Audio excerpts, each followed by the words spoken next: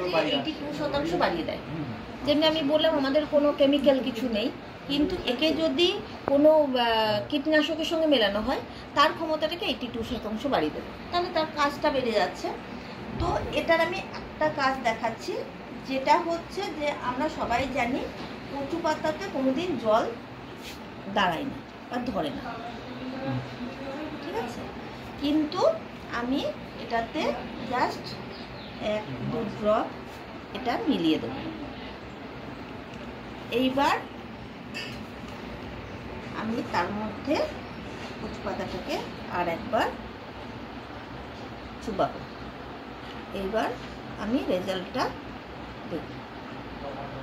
তো এর কাজটা হচ্ছে যে আমার কচু পাতাকে যদি সে ভিজিয়ে দেওয়ার ক্ষমতা রাখছে, তার মানে এর ক্ষমতা থাকছে যে কোনো কিছুতে আমি যারই সঙ্গে এটাকে প্রয়োগ করি পুরো পাতার নিচে ওপর সব ভিজে যাচ্ছে।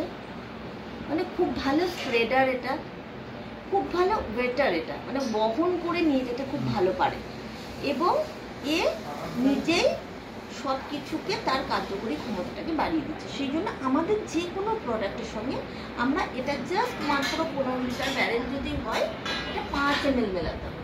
এটা লাগেও খুব কম, 5 ml, আমি 2 থেকে 3টি ড্রপ দিলাম, আর এই কাজ। এবং এই পাতাটা দেখবেন আপনি কত সময় পর্যন্ত, এমনি কচু পাতা দেখবেন আপনি ছিঁড়ে এনে রাখলে 1 ঘন্টার মধ্যে এমনি মুছে যাবে, এটা কত সময় পর্যন্ত তরতাজা থাকবে।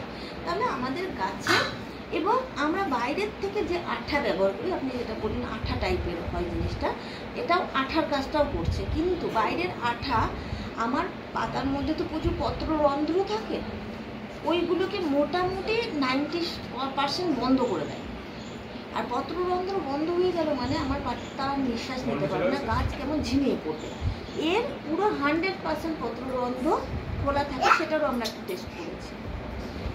একটা ওই বাইরের আঠা দিয়ে ভিজিয়ে রেখেছি, রেখে একটা পুরো প্লাস্টিকের জার দিয়ে তাকে মুড়ে দেওয়া হয়েছে, আর একটা ভিজিয়ে রেখে প্লাস্টিকের জার দিয়ে মুড়ে দেওয়া হয়েছে। এর পত্ররন্ধ্র থেকে অনেক বেশি অ্যাক্টিভ আছে, পুরো যেটা দিয়ে আছে সেটা পুরো বাষ্প জমে গেছে, এটারও টেস্ট আমাদের আছে। তো এইভাবে এটা কাজ করে, প্রত্যেকটা প্রোডাক্টে এইভাবে কাজ করে। এইবার আমি ওইটা একটু দেখাবো।